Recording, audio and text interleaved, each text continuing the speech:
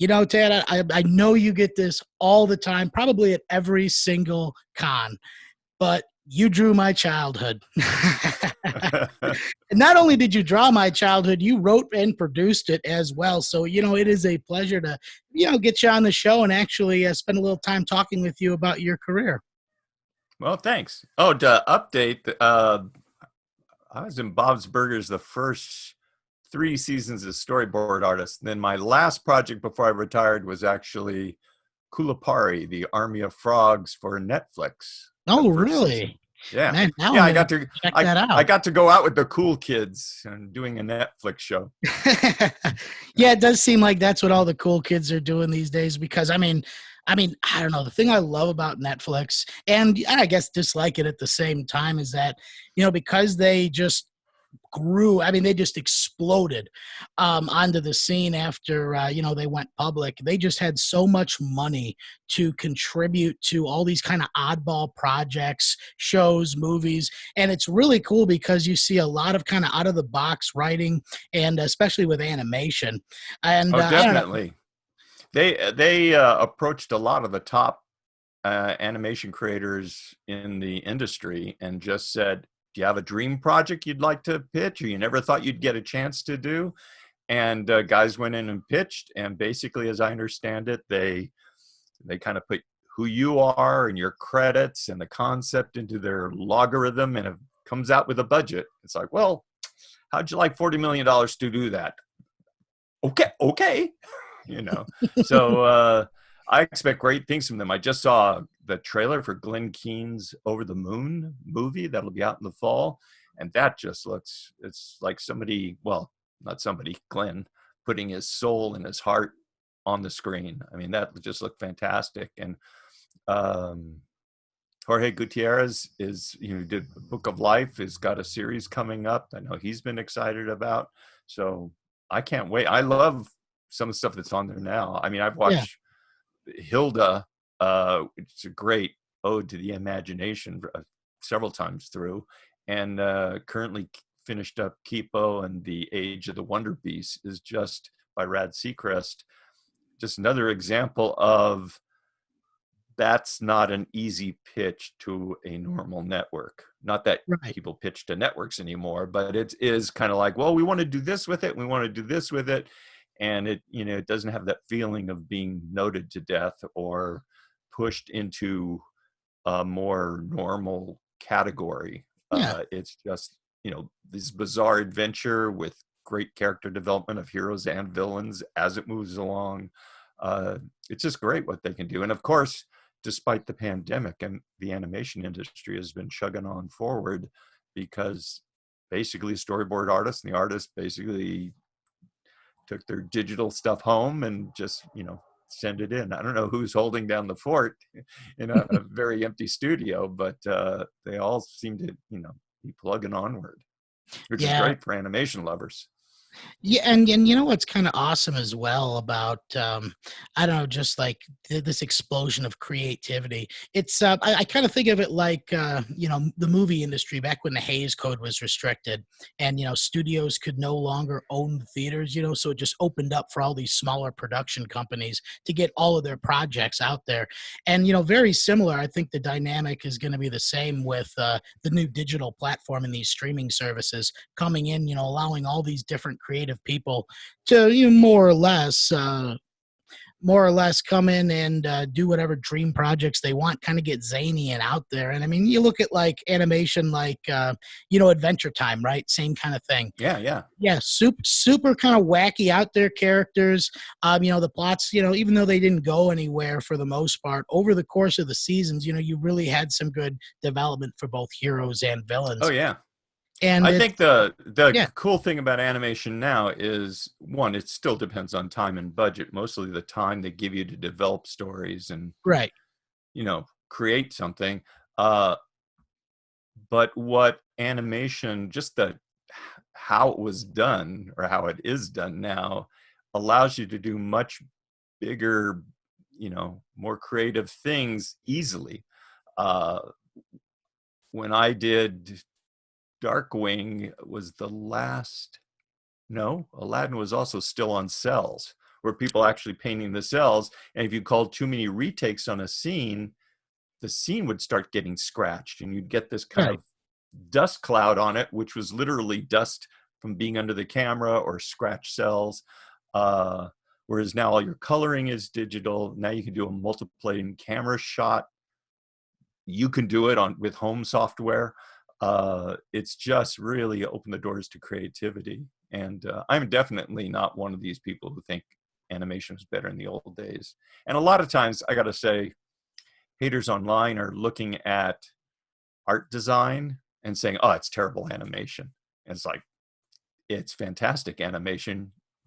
You're just reacting that you don't like the way the characters are looking, but the Right. actual acting going on is top notch. Well, I mean, that I just love they have the the new scenes too. DuckTales. The new DuckTales has animators on staff who can take key scenes and pose them out to send overseas to be finished. Uh, Plus, they have animators on staff when the scene comes back and they want to, noodle it in a certain way, or an actor in an ADR session came up with an ad lib, they can go ahead and add it in. It's like, I dream of stuff like that. And some of the acting I've seen in the new DuckTales is so far above what we were able to do. I mean, we were dealing with people speaking a whole different language. I was amazed that mouths moved in sync. It Yeah. was just, it's night and day. And I constantly point to scenes to say, we never had animation like that.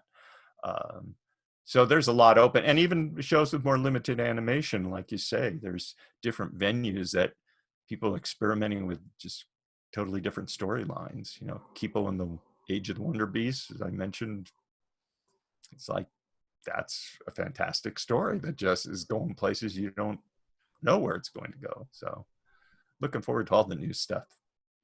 Yeah, I was actually I was really impressed with the new DuckTales because, I mean, whenever you see like a reboot of any sort of property that you kind of loved as a kid, or, have that like sense of nostalgia for, you always, expect the worst. I mean, we've seen that with reboots over and over again. But I mean, once they brought David Tennant as Scrooge McDuck, I mean, Oh yeah, I was the that same way. perfect, perfect. So it got high hopes for me, and I caught up with it once I got Disney Plus. And yeah, I mean, it captures the same kind of energy and the same kind of vibe as the original series. I mean, really, it feels almost like more of a continuation than anything else, which is Well, I mean, what you want. they really went back to the roots, and the roots is not the 1987 DuckTales. They went Right. back to the early Donald Duck cartoons, and then the Donald Duck comic strips, and then of course Carl Barks and Don Rosa's work on Scrooge McDuck, and especially the history that Don Rosa brought to it, built on Carl Barks' stuff, and the old show, and just Donald's theme song, "Who Gets Stuck with All the Bad Luck." They made that part of the character and part of the storylines. Uh, this is a whole show made by fans. Everybody on the Yeah. crew grew up with it, so it's like people criticizing it. It's like, no, they're you. Those are the same people doing it. Um, and plus, what people weren't ready for, I didn't expect, and I love it. I mean, once I met the guys and talked to them, I knew what they were doing. But uh, it's not like, oh, it's like doing a new Mickey Mouse cartoon where we're using the old designs and who's the current official voice of Mickey, and you're trying to imitate exactly what was and then carry it Right. on with a new story. It's more like, oh, we're doing a new Robin Hood movie. Who's going to be our Robin Hood? Oh, what age is it going to be set on? Is it a modern day Robin Hood? Is it Robin Hood in space? Or is it a grittier medieval time? Or do you want to romanticize it? You know what it needs to be, the essence of Robin Hood. I'm same thing with Sherlock Holmes. It's Yeah. like, Yeah. is it going to be a period piece? Is it going to be in World War II, like the Basil Rathbone Sherlock Holmes were? Is it going to be present day? All those decisions. Is Watson going to be a robot? All those decisions you recognize as Sherlock Holmes, and you go, oh, well, this will be interesting. But that's usually not done in animation. So when people, you know, tune in and things are different, and different voices, even if the original voice was alive, it's like, no, they're creating a new character. it's like saying, why didn't they get Daniel Craig to have surgery to make him look like Sean Connery? You know, it's like, no, you don't hear that in live action, but somehow in animation, you're not supposed to change everything. So, you know, once you understand that side of the reboot, and I don't want to see people just do more of the same. Neither does the company. It is called show business. Yeah. Neither do the There's fans. no point to just imitate it. Yeah. I was just telling someone today that a lot of that old stuff, you want to reboot it, it's to be inspiration. And Frank Angonis, who's the co-producer on the new Ducktails and the Mhm. head of story, um, talked about somebody who's taken a lot of heat for the changes and then, you know, really proved himself. He was had a meeting with executives and they were talking about gargoyles. Oh And someone said, yeah. what if we did gargoyles like Teen Titans Go? And Frank, as a fan, couldn't stop himself from going, no. And then was very embarrassed, like shouldn't have said that outside. Greg Weisman, who created the show, said, oh, I'd be perfectly fine with that. I'd rather they do that, inspired by my show, do something entirely different rather than do a weak copy of mine. Or, you know, Greg would love to do more, I'm sure, but then he's in a bind. It's like, do you turn your back on your old show, or do you somehow expect this wider audience you hope to reach to have watched every episode of the old show? You know, there's no winning in that way. It's better to Right. say, okay, what if I take the central idea and we want it today? How do we do it differently? How would we shake things up? You know, I've said of Darkwing Duck and the villain group, the Fearsome Five, as popular as people love Negaduck, it's like, you know what? I'd probably drop Negaduck and throw in Splatter Phoenix to have a female eccentric person there, Yeah, yeah, yeah. just to, because that's not about female representation. It's about, oh, that's a cooler dynamic of these different characters and having them work together, because Negaduck always was so far above them. It was a fun dynamic at the time, but if I was going to return to that, I'd like to shake things up and say, how could I improve that? Or so I love seeing other people doing it, you know, and doing it well, of course.